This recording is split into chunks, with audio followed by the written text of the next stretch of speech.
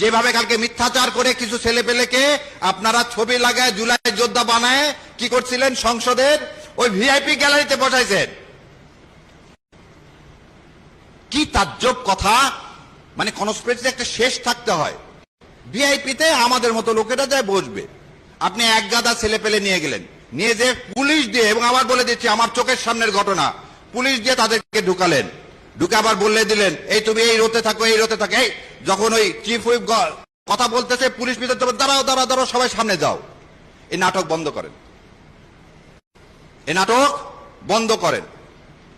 কালকে আমি নিজে ওই মেঘনাতে ছিলাম, একদম পিছনে, কারণ আপনি আপনার তো ক্যাডার বাহিনীর সামনে বসায় রাখছেন, আমাদের মতো লোকের ইজ্জত দিবেন কেন? পৃথিবীর ইতিহাসে এটা বিরল, পৃথিবীর ইতিহাসে এটা বিরল। এবার আমি বলবো যে হ্যাঁ, সালাউদ্দিন সাহেব গুম হয়েছে। আর যদি এটা না হয়ে থাকে, তাহলে হাসিনা যে কথা বলছে, সালাউদ্দিনকে আমি কখন গুম করলাম? সালাউদ্দিনকে দোতলা বাড়িতে রাখলাম, সালাউদ্দিনকে দোতলা বাড়িতে। এটা শাহরিয়ার কবির আমি বলতেছি না, শেখ হাসিনা বলতেছে। তাহলে সালাউদ্দিন সাহেব কিভাবে গুম হলেন? যেভাবে কাকে মিথ্যাচার করে কিছু ছেলেপেলেকে আপনারা ছবি লাগায় জুলাই যোদ্ধা বানায় কি করছিলেন, সংসদের ওই ভিআইপি গ্যালারিতে বসাইছেন। কি তাজ্জব কথা! মানে কনস্পিরেসির একটা শেষ থাকতে হয়।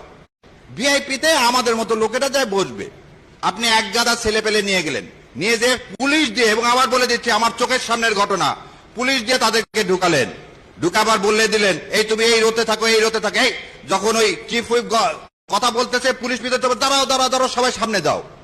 এই নাটক বন্ধ করেন, এই নাটক বন্ধ করেন। কালকে আমি নিজে ওই মেঘনাতে ছিলাম, একদম পিছনে, কারণ আপনি আপনার তো ক্যাডার বাহিনীর সামনে বসায় রাখছেন, আমাদের মতো লোকের ইজ্জত দিবেন কেন?